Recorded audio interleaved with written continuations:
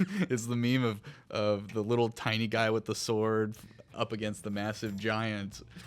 Richie against modern medicine. No, alcohol is not a drug. Yeah.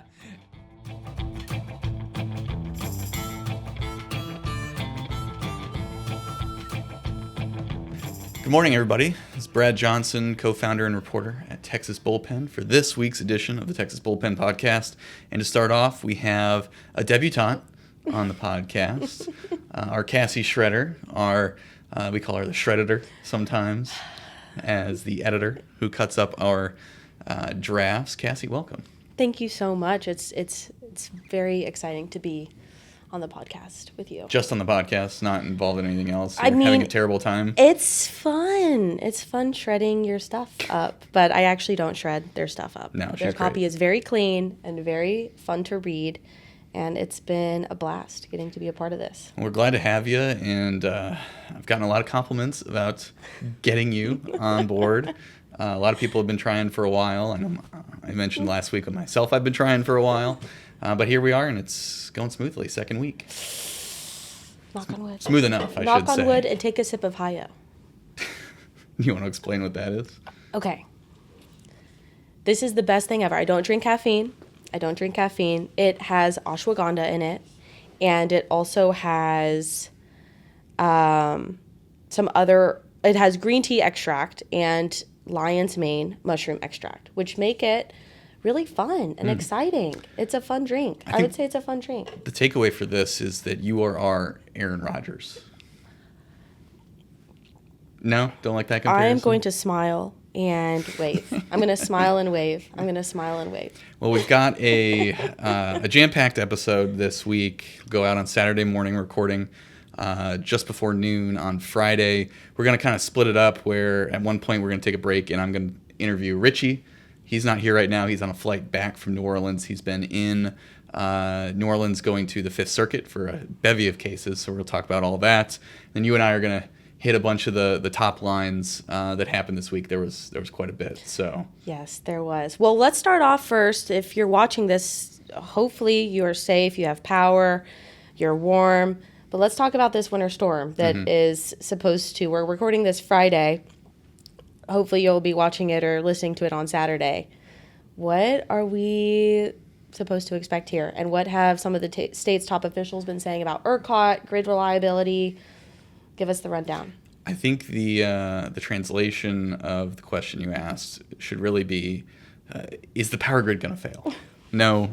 I didn't want to just cut straight to that, Brad. Come on. No, it's not. Things are, at the moment, looking fine. Of course, who knows what happens, but all the forecasts show that this is not the same kind of storm that we got in 21. There may be localized outages, particularly with ice. In that respect, it might be more akin to, I think, the 23 storm that knocked power out in the city of Austin, Central Texas. But that was all like lines and poles problems. That was not a problem of the grid not having enough generation to supply the demand. So as of now, ERCOT's projections are good. They expect to have no issue supplying the power. State officials have said, stay off the roads when the storm hits. I think Sunday, Monday is kind of the peak. Yes. There's going to be precipitation across the state where we are in Austin. I think we'll get some, but other places are going to get hit worse. I think DFW is going to get hit pretty bad. And so stay off the roads if you can. Texas is not prepared to put salt on all the roads in order to make it safe to drive. So state officials are just warning that. But yeah, this is going to be not nearly like 21. Some people might have outages, and then I'm sure. But they'll be localized, right? Localized, yeah. Yeah, right. Because ice on power lines causes them to go down. It's not a power grid issue.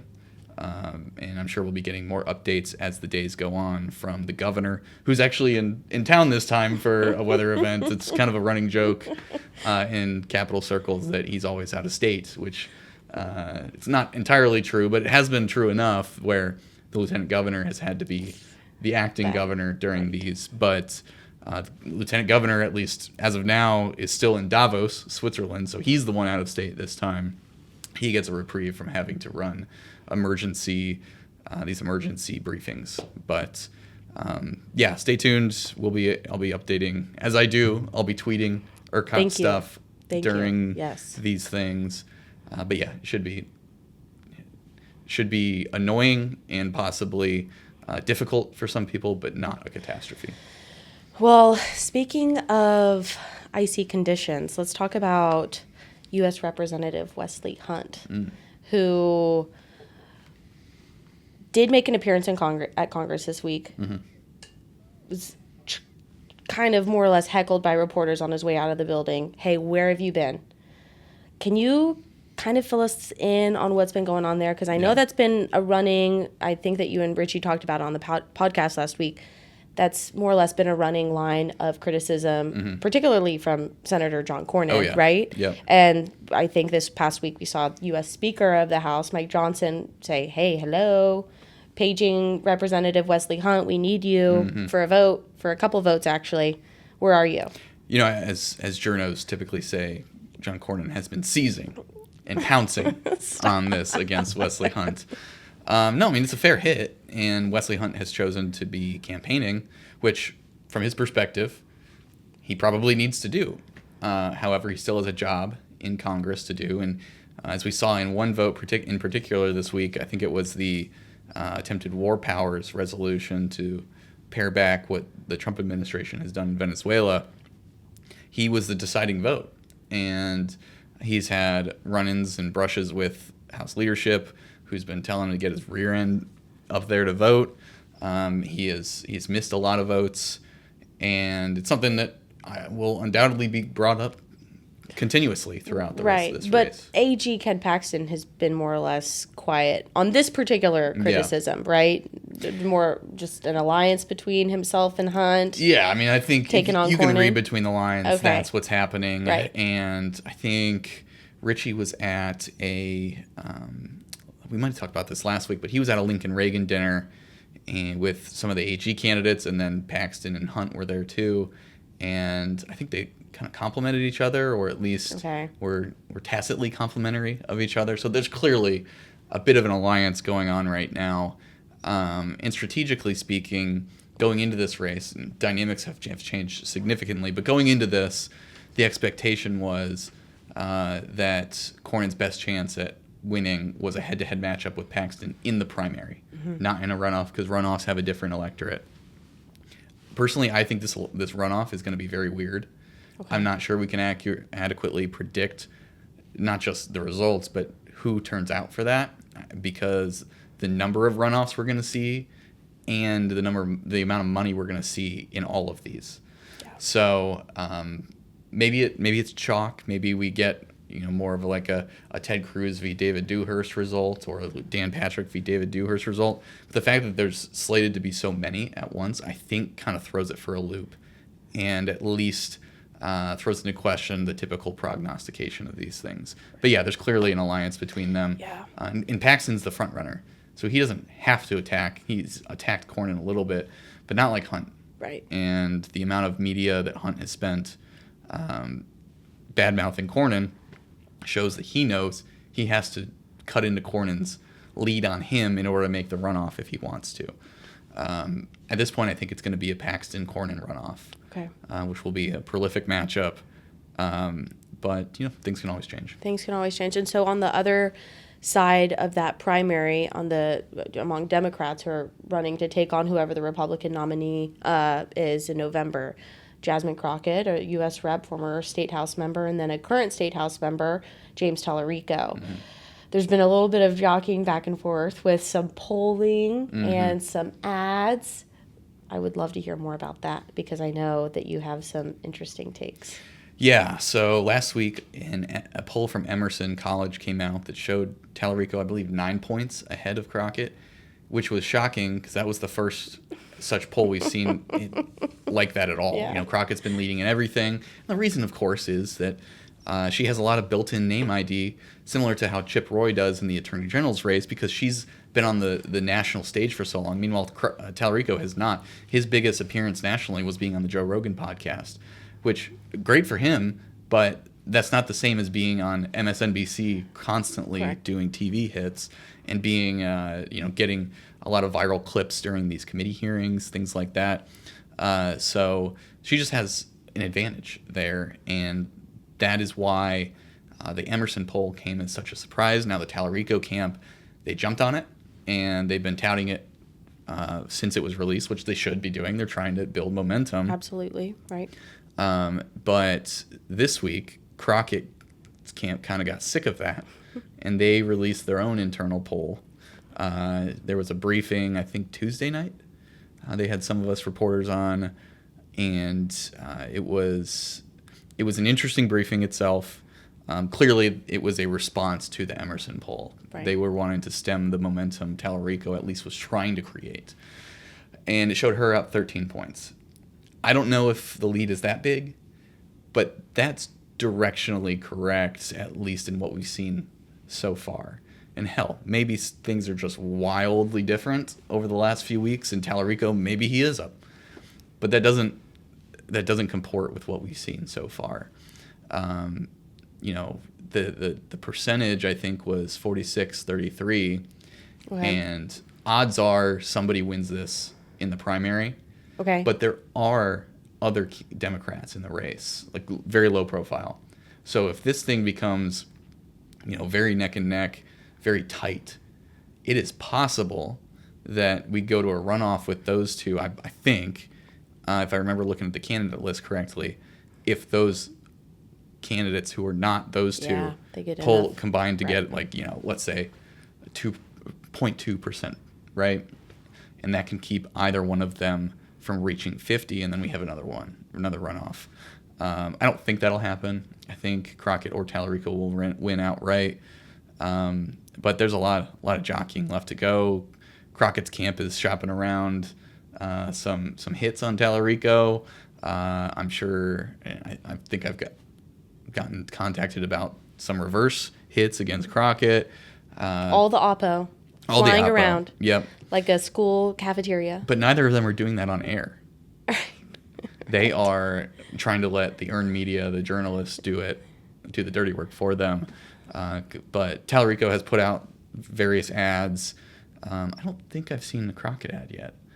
I have not. No, Which I have not. tells you what she's seeing in her internal polling, reflective of what we just talked about, that she doesn't need to. She's saving her money for the general because she thinks she's got it. Tallarico, meanwhile, has to spend money in order to make to be the nominee or winning this contest in the primary. And he's come out with various types of ads. One was a Spanish language ad. Let me know if you have any thoughts on how that one was produced. No? Well, point of clarification, only showing on which Univision. Yes. Yes. Okay. Yep. Okay. So if you're Tallarico's camp, is the thought just that's like a group of voters that is virtually not impressed with Crockett? I mean, what kind of polling are they looking at to suggest that that's an area that they need to go after? Well, the first polling I saw, it was from, I think, University of Houston or TSU, one of the two. And it showed this really drastic demographic dynamic between the two, where black voters, of course, were very much for Jasmine Crockett, who's a black woman. And then you saw, especially white men, more towards Tallarico. And then you saw Hispanics, both men and women, if I recall correctly, were either lean or heavily towards Tallarico. And one of the, we'll see this at play if she's the nominee in November from the Republican side, but she has some comments, one in particular that said, his South Texas Hispanics who voted for Trump have a slave mentality. I mentioned this last time. Whether or not that's in context or out of context doesn't matter because the ad's going to be run by Republicans. They're already running it. But Tallarico sees that as a hugely important voting demographic for him to win this primary nomination.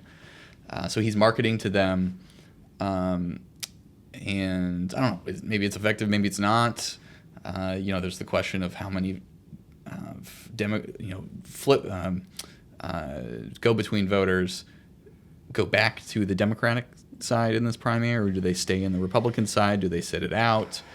I don't know. A lot of questions on that, but clearly they're seeing something in the polling that requires them to shore up that voter base. Yeah, right. But we're right now in like prime time. People are rolling out crazy ads. Yeah. I'm not necessarily saying that these ads that we're talking about right now are crazy, but I know that you had a list. Maybe Richie worked on it too, and yes, in this morning's bullpen about all of the fun ads that are fleeing around in some of these legislative and statewide races. Yeah, some of them are pretty zany. Yeah. Particularly in the the House District 121. That's been, those guys are throwing haymakers I think at I each let other. out an audible gasp. Yeah, there was one that it was released, given to me this morning, so it didn't make the bullpen list, or the daily bullpen list, but it involved, it's David MacArthur, challenger to Mark LaHood. The setup is this guy in a doctor's office saying his back hurts. And then they pan out, and there's a knife in his back, and they're saying, Mark LaHood put that knife there in his back. Have you seen the It's Not About the Nail video? Yes. Okay. That is exactly what I thought of when I saw this. That's about something entirely different, Yes. to be clear. Hey, it was kind of, the panning was similar. The panning was similar. So I thought that was pretty creative. Does it go over well, or is it noted as silly? I don't know, but I know. Jury's could still go out on either that. way, I think. Well, let's talk about news out of the governor's mansion from this week, where Governor Greg Abbott endorsed against a sitting, I think it's fair to call him like a longtime incumbent, statewide elected official. He was elected to that position the same year that Abbott was elected. There we governor. go. Yeah. Great. And yes, agriculture's commissioner Sid Miller. It is a mouthful. I have to work on my enunciation, apparently. Endorsed against him. Endorsed Nate Sheets, who's running against Miller. And I think it happened, or at least what sparked the endorsement, a big part of what sparked it, aside from their long-running feud, let's call it that, was some recording that you had received from a source that we broke at texasbullpen.com, and essentially caught the commissioner bad-mouthing the like of and the governor. Fill us in on what happened exactly there. Yeah, so the broader context is, of course, that these two do not like each other and haven't for years. Sid Miller almost ran against Abbott in 22. When he didn't, he then backed Abbott's primary challengers, Huff, Fines, and West. And then Miller accused Abbott of locking him out of fundraising, basically telling all the lobby in Austin not to give him money. And it's just been a cold war between the two ever since.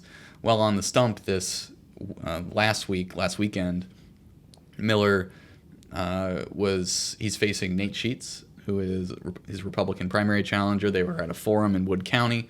Miller gets up and in part of his response to something takes a jab at both Abbott and Lieutenant Governor Dan Patrick, saying that they don't really care about the agriculture community. They don't know anything about farming, and that did not sit well with Governor Abbott and his team. And what had been just an unspoken disagreement or disdain for each other became public when we published the recording. And I've seen a lot of reporting about this, and of course it's huge that the governor would then come out and endorse Nate Sheets.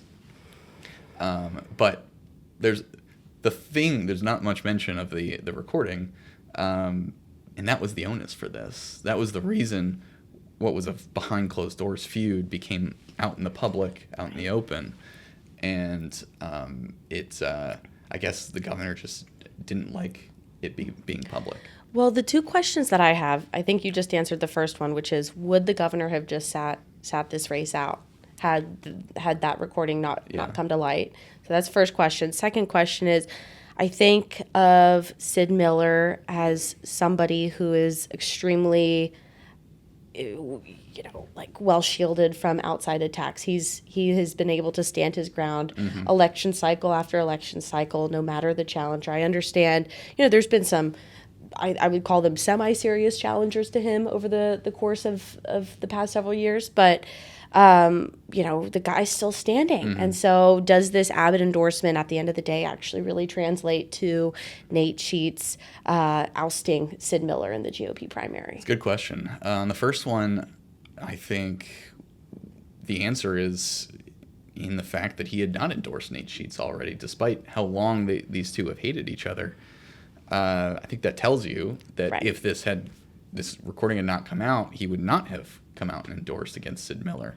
And the reason is exactly what you mentioned with the second question, which is Sid Miller's kind of impervious electorally, or at least he has been so far. James White, a long-sitting state rep, challenged him in 22, had a lot of backing, especially from House members. I don't think any statewides backed him publicly, but they were all supportive of him behind the scenes, and he got run out of the court. Like it was not even close. So, I think Abbott going out on a limb here, and in which he knows he's going out on a limb, is difficult, and is the reason that he had not done it so far. Sid, if you look at his social media interactions, it's far and above everyone else. He's got a very prolific presence in the state of Texas, especially among Republicans. Regardless of what people think of him as an agriculture commissioner, he plays the role well, which is why it resonates so well with primary voters, and they love him. Now, I will say, I think Nate Sheets is probably the best challenger we've seen so far. He certainly has raised the most money. He can pump in his own money if he wanted to, because he's the founder and owner of Nate's Honey, Nature Nate's Honey. And he's very wealthy, so he could dump in a lot. And we may see that. If they see some polling after this endorsement that is promising, they may dump in money from him. But he outraised Sid Miller by quite a bit in this recent primary, this fundraising period. So I don't know. I think you still have to bet on Miller winning, just because that's what's happened so far, despite all the attempts thrown his way. Well, let's talk about another food fight. This one is between Las Vegas Sands, which has been in the state for the past, 4 or 5 election cycles, just in terms of having a serious presence here. Wanting, I think their chief goal here is to expand gambling in the state of Texas. Yep, casino gambling. Casino gambling, and some drama with a sitting House member who is running for the Texas Senate this cycle, Trent Ashby, Republican out of Lufkin. What's going on? There was actually a development right before we sat down and recorded, and I'll get to that. But there was a mailer that was sent to me, as people tend to do, and I put it out on Twitter, and it was from Texas Defense PAC.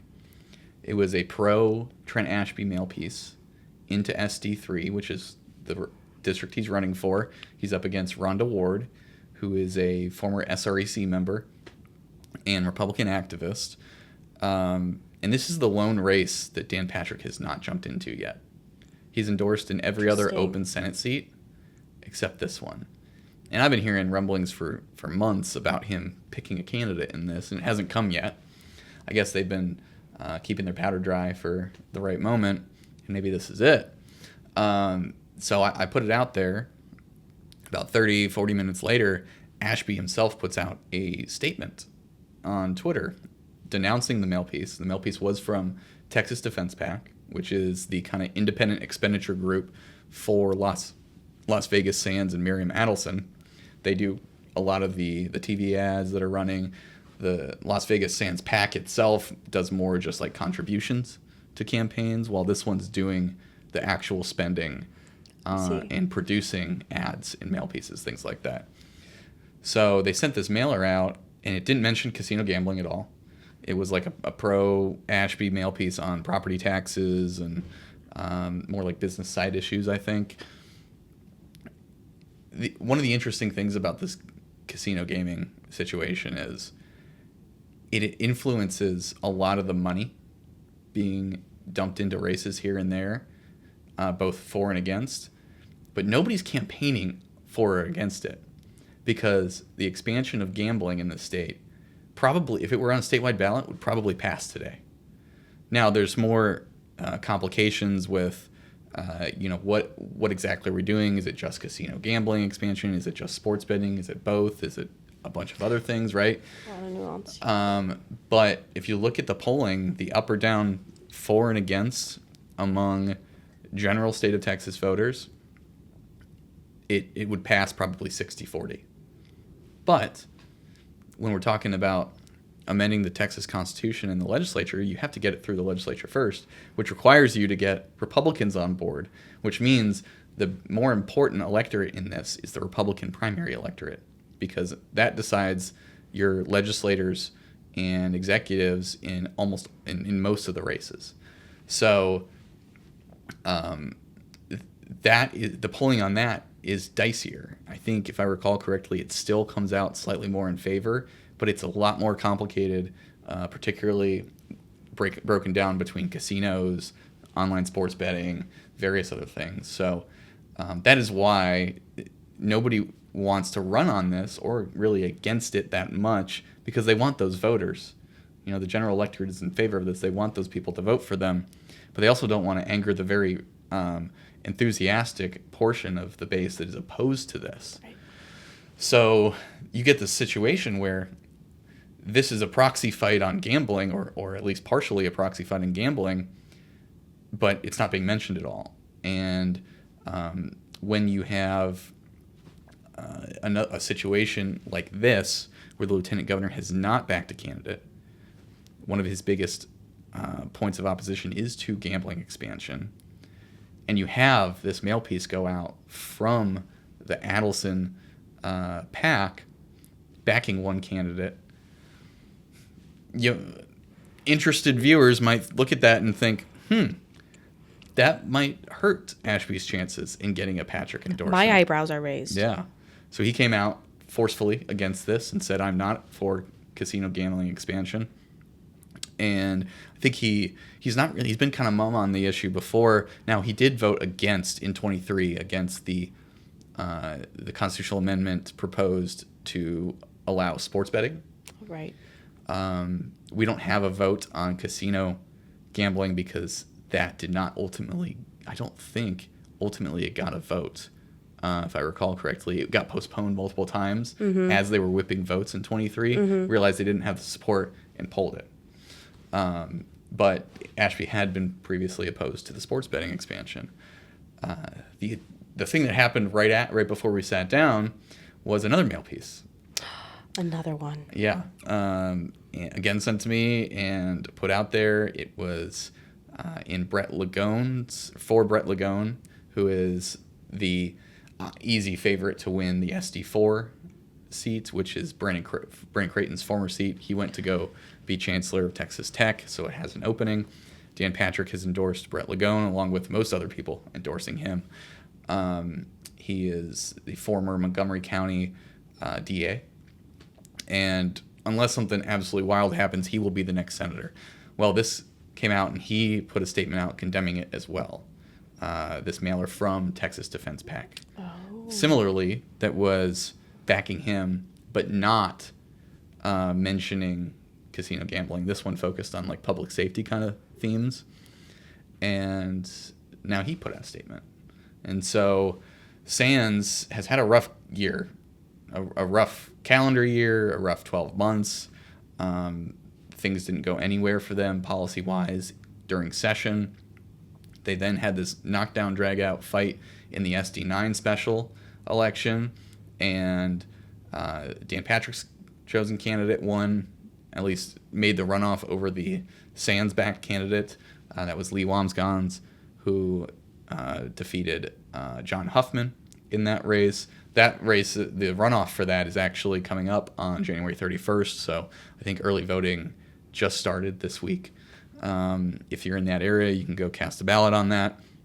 And that's an interesting race, too, because that sets up Democrat Taylor Remitt against Republican Lee Wamsgans. Democrats really want to win this seat, even though they know they're going to lose it in November, just purely based on partisan rating. But that can give them kind of some momentum in bringing money to the state that they want to help the rest of the ticket across the state. So interesting wrinkle there. But it's been a bad year for Sands, and it just keeps getting worse with these mail pieces, with at least people they think they might be able to get on their side, condemning them in public. Now, that doesn't mean that they're going to just slink away. They're in this for the long haul, it sounds like, and they're trying to wait out Dan Patrick and build up enough support in the legislature for the time when he does leave, for them to finally get what they've been searching for, which is a constitutional amendment vote to legalize gambling in the state. So a lot of weedy stuff there, but yeah, not a good development for Sands in that regard. Drama. Always. That's all you get. Hey, during primary season. Thrive on all you get here. During primary season, general election season, legislative seasons. I mean, it's so fun. Well, and I guess since we mentioned drama, we should plug the Scoville Scale, which is our Saturday morning newsletter that ranks the spiciest occurrences. It's not just races. The spiciest moments of the week in Texas politics. And this week's, I've got it half written up already. It's pretty good. I'm excited to read it when you file it. Maybe I won't shred it this time. God willing. One more plug about your other newsletter, Fault Line. That's it, right? No, that's Richie's. What's Fourth yours? reading. Fourth reading. I knew that we were talking You about gotta get our product line I'm straight. sorry. It's early. Maybe I do need caffeine in my life again after all. You went along on a certain state house race this week. I personally loved reading it. I thought it was great. House District 23, State Rep Terry Leo Wilson. What about that race has piqued your interest? I'm glad you mentioned that. It was very interesting and something I didn't see coming. So stay tuned. We're going to cut to Richie and I's portion here, so he can talk about his time in New Orleans, and then we'll close the podcast on Perfect. this HG23 race. All right, we're cutting into the episode. As we said right before the cut-in, we're bringing the man, the myth, the legend, Jonathan Richie, back on. He is back from Nolans. Made it back alive. In one piece, seemingly enough. As far as I'm aware. Did you or did you not? The people are burning to know the answer to this question. Did you or did you not sleep in a ditch? I while there? did not sleep in a ditch. You put that in the newsletter, and I awoke the next day in my hotel room to concerned texts from my lovely grandmother, who was very much concerned about my well-being. So thank you for that. You're welcome. Thank you for that. But no, literally just landed back in Austin, back in Texas, just in time for the chilly weather that I have heard so much about. So glad to be back for that.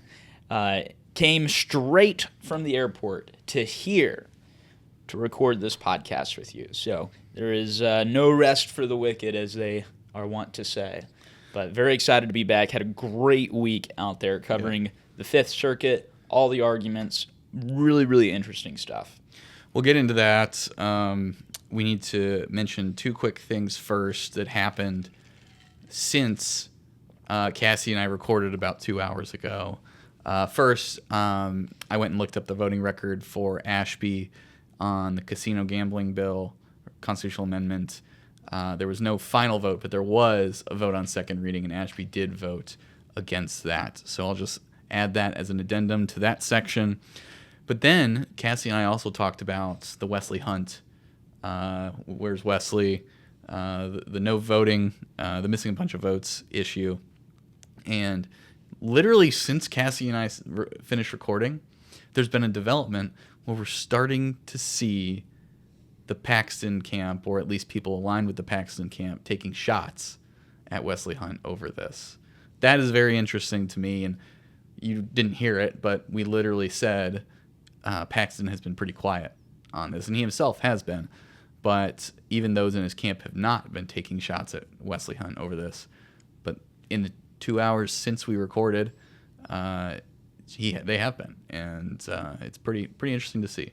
Yeah, and I think this is going to be indicative of a trend across all the races that as the time ticks down, people, the knives are really going to start coming out as everybody's trying to scoop up as many votes that are on the fence as possible. I think we're certainly starting to see that in the Democrat primary. I mean, like, the knives are really coming out. Everybody's coming after each other now, and that's despite kind of like the opening week of so-called goodwill in the primary. That is dissipating, at least on Twitter amongst surrogates, at a rapid rate, which is always fun to see. We love some excitement. We love some bare knuckle brawls in Texas. We're reaching the point where it's the point of no return. Yeah. And for a lot of these campaigns, they either have to put up or shut up. If they're gonna make a move and they're not in a good spot to at least make it on to the next round, this is the time where they need to start doing that. Otherwise, they're SOL and they're going nowhere. Yeah. So fun to see. Always interesting developments. Happens by the hour, by the second sometimes. So that's the news business, baby. That's why we do it. That's what we love. The sweet goodness. Yeah. Give me more breaking news, more developments. Speaking of sweet goodness, you got a lot of that in New Orleans, and I'm not talking about heroin. I'm talking about, at least I don't think. Did you take up a new addiction while you were there? No, I have never touched a drug. Please. Except alcohol. A lot of alcohol. I would not say that's a drug. I mean, technically it is. I don't agree with that characterization. Okay. All right. It's the meme of the little tiny guy with the sword up against the massive giant. Richie against modern medicine. No, alcohol is not a drug. Yeah. How dare you come after my big liquor and big tobacco? Well, tell us about your trip. You spent 4 days there?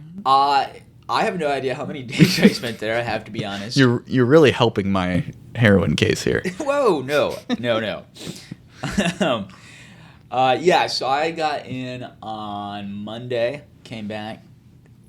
Today's Friday. Mm-hmm. That would be correct. Was originally going to stay through Saturday, but with the winter storm coming in, and then also the case that Texas was going to argue before the Fifth Circuit on Friday got canceled because of a district court decision that basically rendered the specific appeal as moot, so they dismissed that. Meaning Friday was a free day, was able to hop on a flight and get back here just in time to freeze my butt off. Allegedly, we'll see what actually happens. But I have no groceries at home. Zero. Absolutely nothing. No preparation, which is exactly... You're just freewheeling the freeze. Yeah. I'm just vibing out, So it was a very interesting time. This is my first time being to New Orleans. I had a lot of kind of almost mythical expectations about the city. Did they hold up? No. Put simply, no. Yeah. I'd say it in the most loquacious manner. It was an interesting city. I think I definitely didn't see all the city had to offer. It was very much limited to the courtroom, which I will say, the Fifth Circuit, beautiful courthouse, built in 1915, Italian, Renaissance Revival style. I mean, gorgeous, great hall. All of the courtrooms were just stunning, really, really nice environment there. Sitting in the Fifth Circuit, listening to the arguments, maybe I'm a little different. People sometimes tell me that, but I really enjoyed it. I thought it was fun. You wrote your Fault Line newsletter this week. It was really good. People should go check it out. It was kind of a first-person account, a Hunter S. Thompson-esque account of you going to court, although there were a lot less drugs than a Hunter Thompson account. At least allegedly, according to you. I'm not sure if I believe you yet on that. Whoa, Brad, we spent enough nights out to know that I don't touch that stuff. You know? True. Yeah, there was no fear and loathing in New Orleans. There was just a lot of law and liquor. I'm sorry, Grandma. So, it was an interesting city. You know, it's a very old city. There was a certain kind of overwhelming decadence about it, but it wasn't very opulent. You know, it was all very aged and old, but there wasn't like an austerity there. It very much felt like looking into the face of somebody who like used to be very pretty, but had lived a little too hard for too long, you know? So it was interesting. My favorite part, aside from going to court, was seeing the house of William Faulkner, who is one of my favorite authors. He started his literary career there. So there was a lot of historical things that I didn't get a chance to see. So, you know, I was hoping on the flight out to get a window seat, which I did, and like look at the city from above and just get a better sense for like where I was and what I was doing. But the weather, there was such a thick veil of fog covering the city. So even on my way out the door, I didn't really, I think, catch a good glimpse of what New Orleans has to offer. And all this is to say, I guess Texas Bullpen is just going to have to send me back, you know. On your own dime and after the pay cut you're getting following right. this. Tell us about the court cases. So there were supposed to be 4, ended up being 3. Yeah, ended up being some pretty 3 big ones, though. Huge cases. The one that was the most attended and got the most kind of coverage and action was the first one on Tuesday. That's where Texas argued alongside Louisiana to defend their respective laws requiring public schools to put up displays of the Ten Commandments. So in Texas, that's SB 10, just passed this last session, has been sued in about 25 different school districts, 2 different cases, one kind of based in the Austin area, Houston area, enjoined at the federal level, at the district court level, in those specific schools. So the vast majority of Texas schools, the law is still in effect. But that was heard Tuesday. There were press conferences before, after. The ACLU was representing kind of this coalition of families. And then Louisiana had, their representative from their attorney general's office there. And then Texas was argued by the Solicitor General, William Peterson, who was appointed by Paxton last year. And, they did a very good job putting on the case. Both the courtroom itself and the overflow courtroom was packed to the gills. And then outside after the hearings, Louisiana Governor Jeff Landry and Louisiana Attorney General Liz Morrell did a press conference there. And then, the ACLU and some of the assorted groups that were fighting against having the Ten Commandments displayed went up and gave comments as well. And it was all, very interesting, these very classic arguments of, does the posting of a passive poster of the Ten Commandments represent the establishment of religion? Is it a state church, so to say?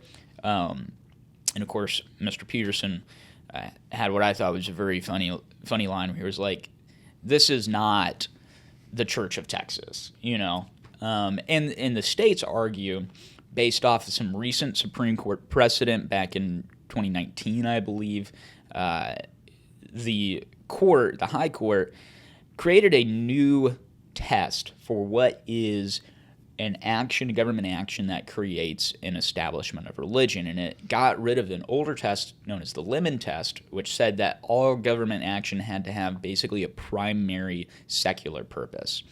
And what instead, in replacement of that, they said if an action has a long-standing historical tradition in America, there's a presumption of constitutionality. So if you can show that back in the day, old Tom Jefferson and all the other fellows were doing things kind of like this. Fellas. The boys. At root, they were just a bunch of fellas. They were just, good old boys. If you can show that there's been a long-standing history of this, it's probably not an establishment of religion in the sense that, was originally implied by that language. And so a lot of debates about that and things. So it was really interesting. I felt like the court was generally in favor of Texas's and Louisiana's arguments. But there were tough questions lobbed at both sides. There was obviously a majority of the court, because all these cases were heard en banc. And what that means is that typically the first time a case goes to the Fifth Circuit is heard by a panel, like a 3-judge panel. But if the panel rules in a way you don't like, you can appeal and ask to be heard en banc, where all 17 of the active judges on the Fifth Circuit come in and hear it. And the court votes previously whether or not to grant those motions of en banc. So obviously, prior to the argument, more than half of the judges thought that there were things that the panel did, which it was a split panel, 2-1, that ruled against Louisiana's law, and then Texas was able to come in and skip the panel stage because basically Louisiana had already done it. So they just glommed onto the Louisiana lawsuit. Yeah, they joined because Louisiana had passed their law before Texas did. And so there was clearly questions going on in the court's mind, and it was really impressive to step into the courtroom and see all the 17 judges just lined up, because some of these people might end up being on the Supreme Court someday, things like that. So it was fun, and it's always more enjoyable to be in the room where something's happening because you just see so much more, right? You can watch the faces of counsel. You can watch the people helping them. You can see the crowd reaction. You can watch the judges who aren't speaking interact with each other. And it gives you a much better flavor of what's actually going on. The next case on Wednesday was a capital death penalty case.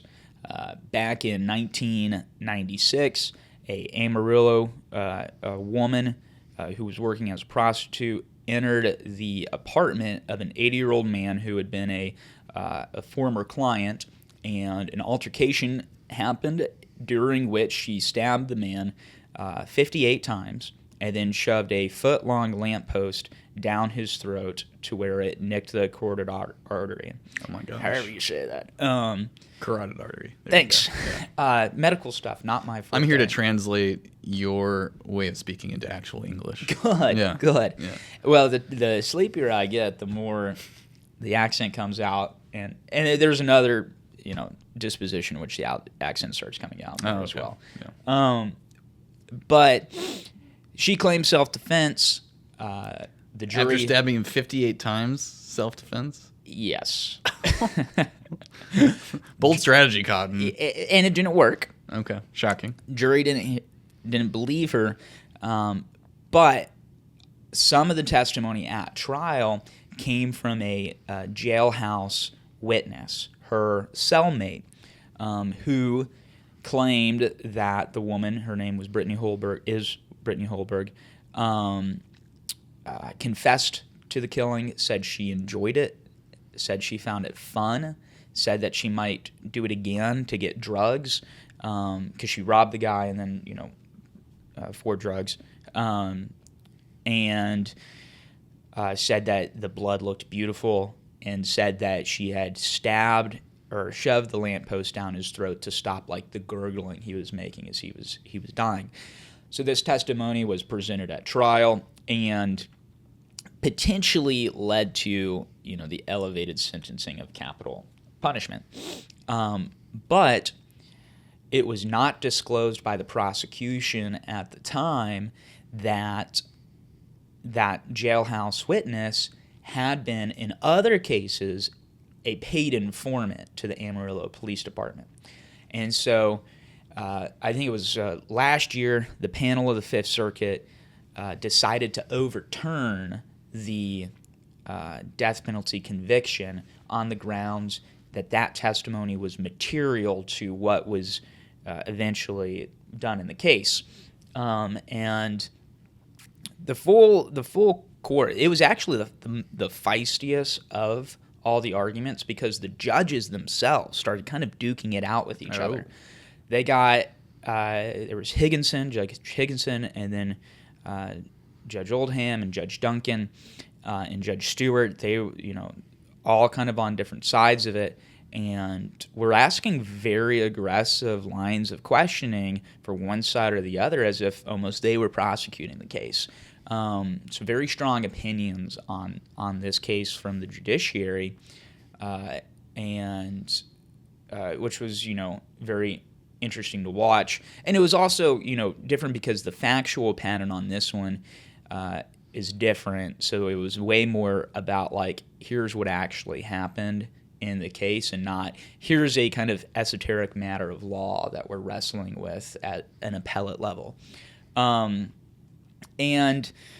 the big thing was all about, did the jailhouse witness's testimony, was it material to the conviction, or was there such an overwhelming body of evidence and testimony that was heard from other witnesses to where, the jury would have likely come to the same conclusion. And this was the thing that, Texas and then the judges who agreed with Texas was really stretching. The excessive brutality of the crime alone indicated a certain level of facially that it wasn't self-defense, or that she would do this again, and things like that. So it was very interesting. And then the last one we heard was on SB 4, which was passed almost 3 years ago now, back in 2023. Big border security bill would have created state-level criminal offenses for illegal entry and re-entry, and failure to follow a order to return back across the border, which, people think, obviously crossing the border is a crime, but states really don't have the ability to enforce that because it's a federal law. So this was going to mirror, to a certain extent, what the federal law, classifies as a crime, and then empower Texas law enforcement and the Texas judiciary to kind of enforce that more. And of course, the broader context of this at the time it was passed was the Biden administration was in office, and there were record numbers of border crossings, just border apprehensions, let alone border crossings that we never know actually came in, the gotaways. So this was happening in the context of that, the ramping up of Operation Lone Star at the state level. There were attempts to pass a border patrol unit that failed ultimately on a point of order that was then controversial in fights to come, especially over the speaker's race. But it all centers on this and what eventually passed in one of the special sessions that year in 2023, and that was this. Yeah. And so this case has been bouncing between the district court, circuit court, and Supreme Court level ever since it got passed. It was initially some immigration advocacy groups out in El Paso challenged it, but then also the Biden administration sued Texas over this law as well. The federal DOJ is no longer a party to the case because when Trump retook office, they dismissed their portion of it. And so the big issue that was heard was about whether or not these advocacy groups have standing to sue Texas at all over this. And the Fifth Circuit panel said that they did because they would have to reallocate financial resources in response to the law, and that represented a cognizable injury to them. But Texas argued that, according to Supreme Court precedent, doesn't actually represent an injury. Because they could just as easily choose not to do it, and other reasons like that. And then it would open, their argument would that it would open the floodgates to just anybody being able to sue over anything, of like, maybe I have to reallocate sources because of a law. There was certain kind of level of okay, what actual services are you providing? Is it just advocacy? Like you're going to have to print new pamphlets, you're going to have to post a new article online. One of the judges asked, and these groups were represented by the ACLU again, asked the ACLU attorney, like, okay, you're kind of generally saying you're representing illegal aliens in court against, removal proceedings and stuff like that. How many people did the advocacy group in question, a group called Las Americas, represent last year? Like directly, not paying for some, like how many people did they directly represent in court? And the ACLU had no idea. They were like, I don't know. They did a lot. It's like, okay. So it was interesting. The ruling hasn't come on that yet, right? No, the rulings on these will not come immediately. It'll probably be months out. These. Do they release? Do they have a term just like the Supreme Court does in operation, or are they kind of operating year round? I think they're kind of operating more fluidly. Okay. So a ruling could come at any time versus traditionally for the Supreme Court they release at the end of the term, or at least the big ones do in June. Yeah, potentially. Don't hold me to that. Okay. But yeah, it will be a while. I do believe that they just kind of, it's a more fluid situation schedule wise. But all 17, they're all going to have to go into their discussions, take a vote, decide who's going to write the majority, who's writing dissent. Am I writing my own? Like a concurring opinion. Yeah, there's a lot of different ways to skin the cat on this, and it's just one of those things where there's a little bit of an extended intermission from the action and the conclusion. But other than the attorneys actually trying the case with the state of Texas, were there any Texas figures, officials that made the trip out there for this case? Because it's a really big one. Yes. So Representative David Spiller was there, attended in the courtroom. He was the sponsor of it. Sponsor.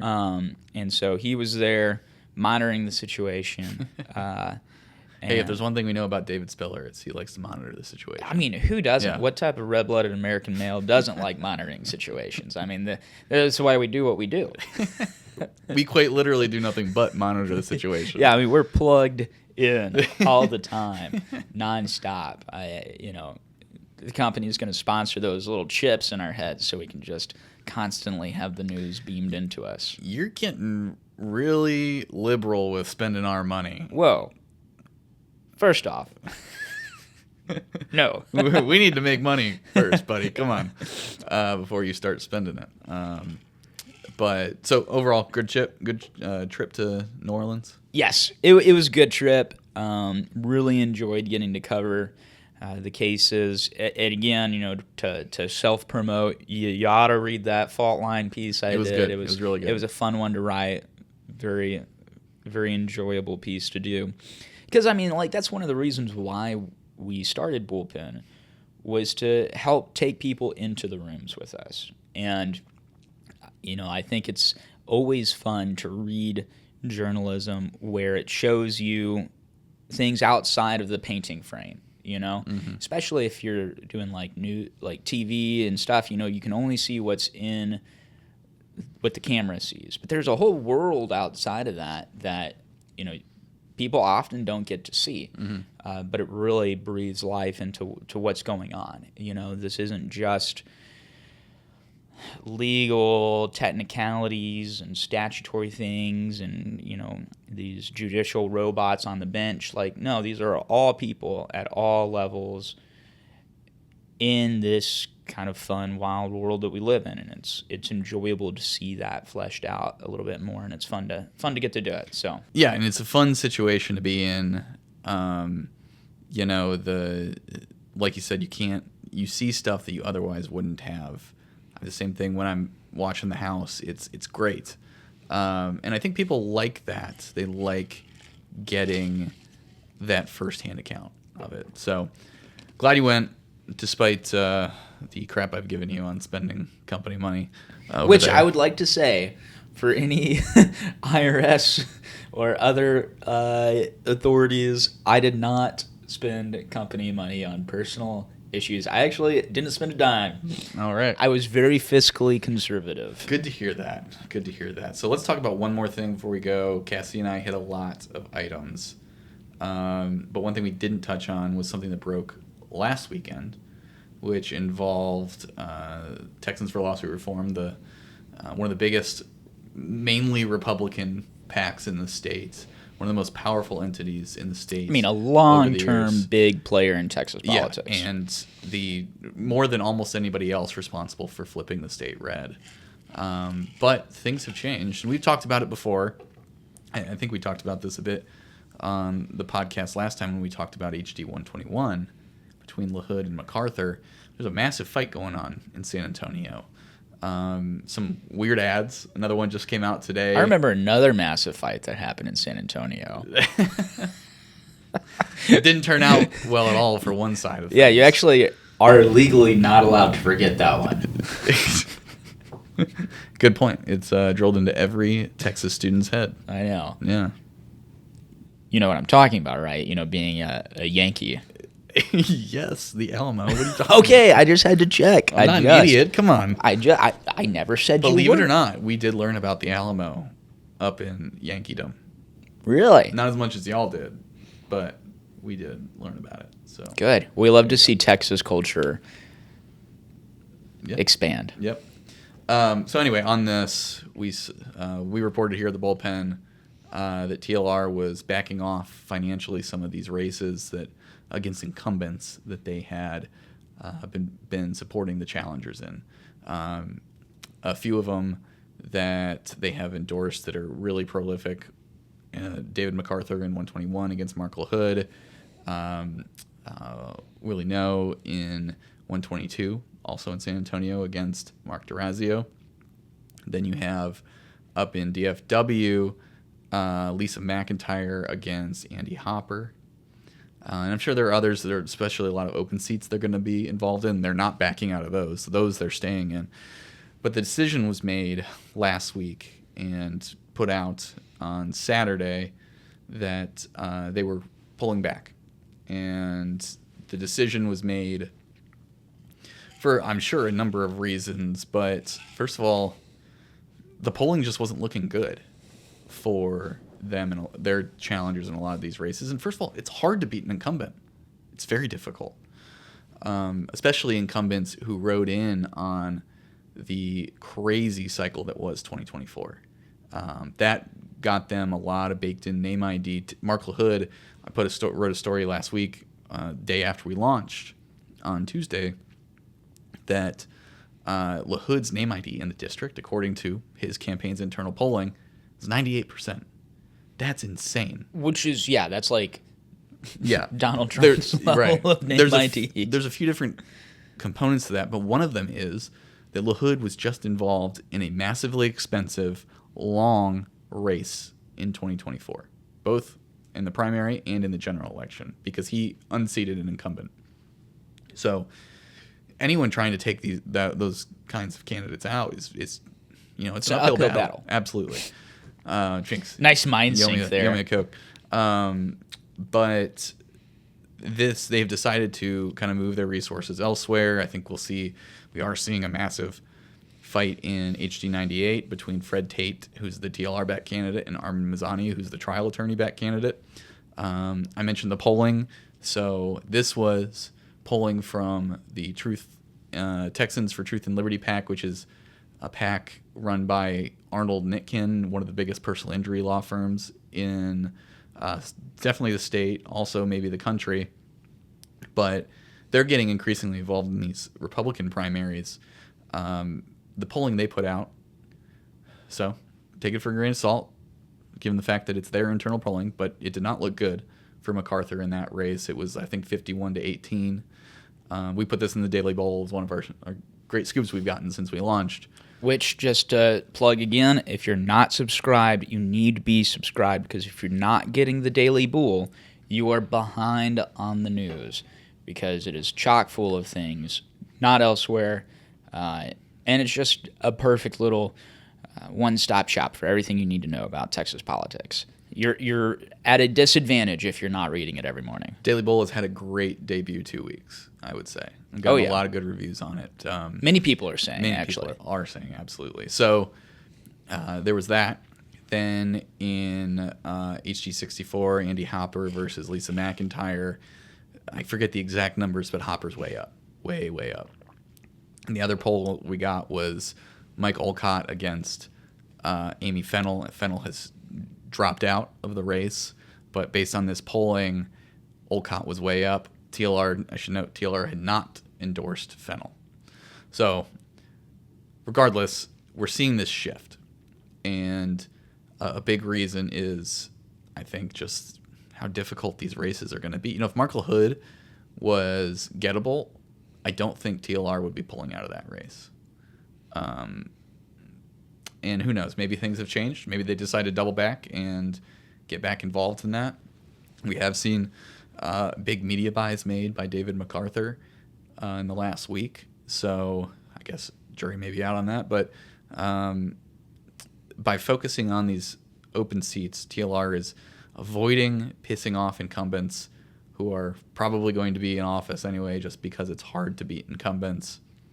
And they are going about things in a different way than what it looked like they were going to after session last year, when it looked like they were really going hell for leather, scorched earth against especially these officials who, as they saw it, killed their priority bills. So I'm sure there's going to be a lot more to come on this.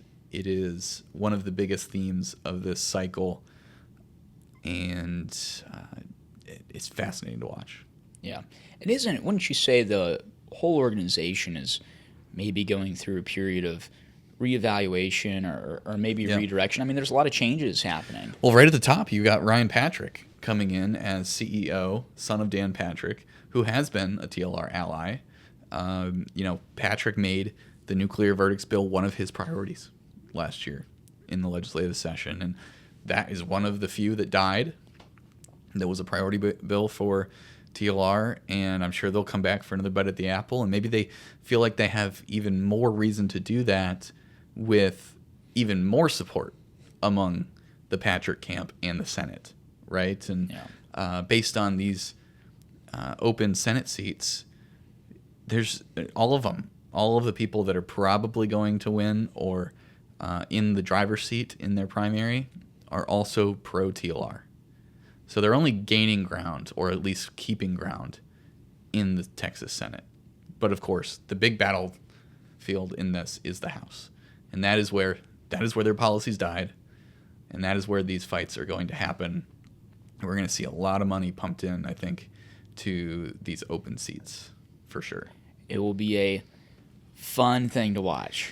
We're about to end this segment and flip back to Cassi and myself closing out, but I just realized I forgot to make some plugs for our own business product at the end of that. So I'm going to do that here. You're too good of a journalist, and not as good as a salesman. Yes, that's true. So check us out at texasbullpen.com. Subscribe. You'll get all the newsletters in your inbox every morning. 2 on Tuesdays and Thursdays, another one on Saturday, and it's been fun. We also have premium subscriptions available if you want data sets first before any other subscribers. The first one we've rolled out is fundraising list. We have the FEC deadline on the 31st, so we'll send that out again for subscribers once we get to that point, and once we see FEC filings start to be submitted, you're going to want to see that. But if you're a premium subscriber, you get that in your inbox first before anybody else. Subscribers will get it after that, and then if you're not a subscriber, you're not getting it. Yeah. So we put in too much work to be giving away stuff for free, except for this podcast, which we're doing for free. For the love of the game. Yeah. For the love of the game. Which, if you'd like to advertise on the podcast, reach out to Brad or myself. We'd love to partner on some of that. Also the emails, just reach out to us. A lot of ways to get involved, and so much good content. I mean, really getting some bangs for your buck. And we're going to continue to go onwards and upwards and have a blast with it. Maybe not in New Orleans, maybe mostly here, but which is probably good for my health. Richie and I are about to head out to Bryan for a Lincoln Reagan dinner. And hopefully we make it back in time in one piece. Right, before the Arctic blast. Yes. Ooh, I'm getting cold just thinking about it. Well, that's where my northernness helps out. Why do you remind me? I don't crumble like a little wallflower in the cold like you do. Well, like the Lord made me and equipped me for certain things. And being cold was not one of them. Fair enough. With that, we'll end this segment and flip it back to myself and Cassie to close us out. Thanks, y'all. So we're back talking about HG23. That is a Galveston-based House race, and it pits State Rep Terry Leo Wilson, Republican, against another Republican challenger, Nathan Watkins, who is a former I think I pronounce it Belvieu, I don't know, it's French, city manager. Oh, so, okay. And he's a Navy vet as well. It was not, when we came into this cycle, we all knew the 121 race was going to be huge and prolific. We knew some of these open seats particularly up in DFW, were going to be nuts. I didn't see this one coming, and it relates to the topic we were just talking about, which was Sands. They're going hell for leather against Terry Leo Wilson. I think they see some vulnerability there. She's a quieter member. She doesn't have as big a profile as like Mark LaHood does. In that race, I reported that we had, been given polling internal from the LaHood camp that said he had 98% name ID. My goodness. Regardless of whether that's positive or negative, that's really difficult to overcome. This is a totally different situation. She was first elected in 22, so she's a sophomore. Still, though, rather low profile, and it sounds like the way it was conveyed to me, there's a bit of a regional clash within the district here. The biggest, I believe, the biggest part of the district is Galveston, but still a huge chunk comes from Chambers County, and that includes Mont Belvieu. Somebody's going to write me a nasty gram on. Please share it with me whenever they send you hate mail. Yeah, have mercy on me, please. Just help me be better at this job. So this race is already seeing some pretty big punches thrown. Texas Defense PAC that we were just talking about started running an ad attacking Terry Leo Wilson, and TDP kind of serves the same.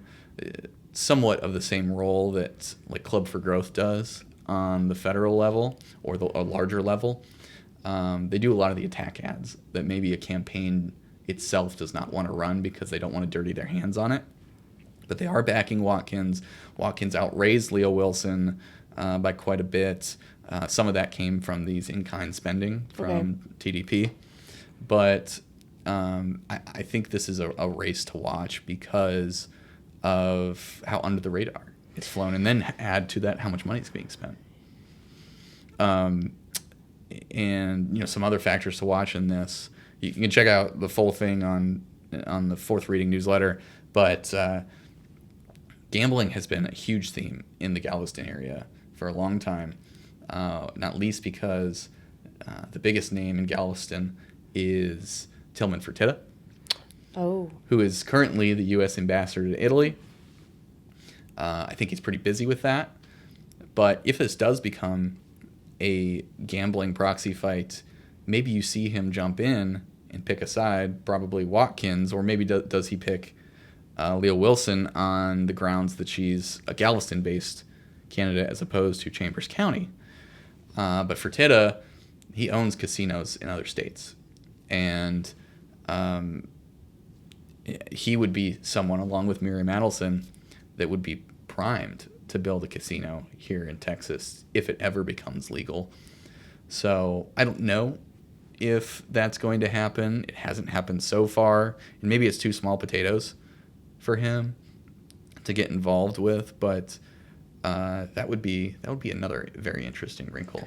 Have we seen any ads or polling in this race to date? I think Watkins ran a positive spot. Okay. It was pretty generic. Yeah. Nothing really notable about it. And then there was the negative hit on Right. Leah Wilson. And in that ad, they hit her on property taxes and the power grid.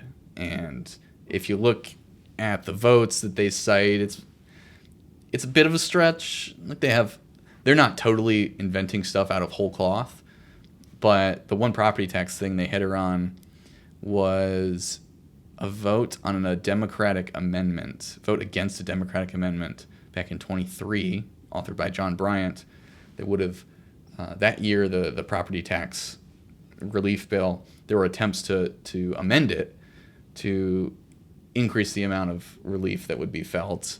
There was Bryant's, I think Tony Tinderholt on the Republican side had one or two, maybe Brian Harrison did. But it was one of those leadership bills that, like, no, this is pre-negotiated.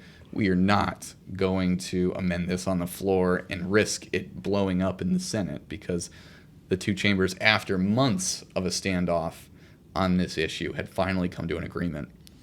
So on this Bryant vote, she voted no, along with almost all of the Republican caucus. I think the only one that voted yes was Mark DeRazio in San Antonio, HD 122, I believe.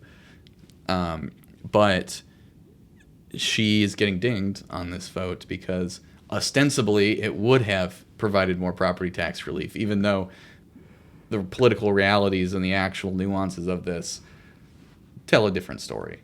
And then the other one she was getting hit on was SB 6, which was a data center focused bill that placed more restrictions and responsibilities on data centers trying to locate in Texas. That was a Senate priority bill. There was some disagreement on it about how heavy-handed it was. This was one of those weird fights where we saw people on the national level in the Twitter commentariat who are never involved in Texas politics get involved in Texas politics. We've seen this before on impeachment was one. But this was more obscure. And I remember seeing that. I'm like, who the heck is paying these people to get involved in this obscure data center issue?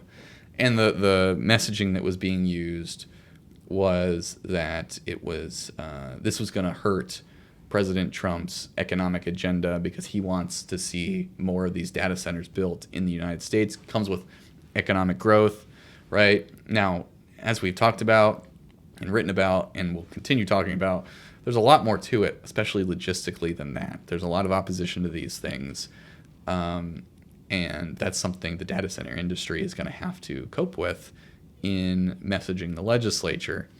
But this was their attempt to kill that bill. It didn't work. The Republicans, I believe most Republicans, if not all of them, voted for it, including Leah Wilson. And now Sands is using that as a hit against her. So I'm sure we'll see a lot more ads. And I don't think there is... I think there might be a third candidate. So I guess there's a chance we see a runoff, but probably not. That's going to be my next question. Yeah. Is how likely is it that we're looking at the two runoff candidates? Leo Wilson. Yeah, I think we'll see an up or down winner in the primary, because if I recall correctly, that the third candidate that is in there is basically a nobody. I see. If there even is one, Very which little tells you funding. how notable they are if they do exist. That I don't even know. Can't even recall specifically if they're in the race. If Brad Johnson doesn't tweet you out, you are a nobody. Oh, man, that's gonna get clipped up. Well, I'm just saying. Add that to my Twitter. That's just Twitter what portfolio. you said. I'm summarizing what you said. Putting it in more blunt terms. Did I just shred what you said? You did, live on the podcast. And you're apparently now my indignance translator. You ever seen that Key and Peele sketch? No. Obama's anger translator? No. Oh my gosh, you have to watch that. It's so good. It's so good. They have, one of them is Obama, and he just speaks in very calm, smooth manner, and they have the anger translator who's just like cussing up a storm and right next to him. What year was this released? Probably like put out? between 2010 and 2015, I think. A great show. Who was? We need to get you cultured here. You got. I think that I'm bringing the culture with gotta- my Hi-O. I think that that's pretty cultured. Yeah, which is more cultured, Hi-O or Key and Peele? We'll leave that up to the listeners to decide. We report, you decide. Yeah. Anything else we got to hit before we go? I'm sure there's a lot that we could. I'm sure you have burning questions. I know. I'm sure that we could talk about a lot. Let me look at my notes. I mean, we hit everything that I wanted to ask you about. Okay. I'm sure you and Richie have had a very wonderful discussion between. Yeah, we'll see how it goes Yeah. in about 2 hours when we record it. After he gets off the plane. But this has been a great second week. I don't think things could have gone any better than they have. Obviously, we want agree. more subscribers. Tell your friends. Yes. Go to texasbullpen.com. Yes. Sign up. Subscribe so you get our newsletters. Daily Bull's been a big hit. People have been loving it. And we've loved writing it. I think you've liked editing it. Yes. For the most part. But it's been a blast. And this too. This podcast has been Well, this enjoyable podcast as has well. been fun, and we're also. I don't know if we have a date particularly picked out yet, but I know in February sometime we're going to be having a launch party. Yes. Where we will be sending out invites. Yes, so and stay tuned we will for be that. wanting everybody who's able to come to come. We'll have live music too. Oh yes, live music. So it won't We just have be me talking, and that's your entertainment, which is not very entertaining. some little chips and dip, some little I hot think dogs. we'll have some food, obviously drinks. Some Hi-Os maybe for those who are Hi-Os. interested. Cassie will be I'm the slinging biggest those around. Hi-O fan of my It's the best. It's the best. I was a fan of Olipop. I'm still a fan of Olipop. Have you ever had Olipop? No. The prebiotic soda? No. Okay, we'll have that next week. I'll bring Cassie some has next week. has taken it upon herself to improve my health, Well, which is I mean, if you can. quite annoying, if but you- probably good for me. Yeah. Yeah, good. I mean, if you can drink a little sparkly drink with yummy vitamins and minerals, why not? Instead of black coffee on an empty stomach, which we all Hey, know. America was built Wrecks on black cortisol. coffee on an empty stomach. Okay. All right. The year is 2026. Time to update Need to our ways. Thank you so much for listening to us today, right? Yeah, and Thank we'll you. catch you Yes. next week. Yeah. We'll catch you next week. Bye.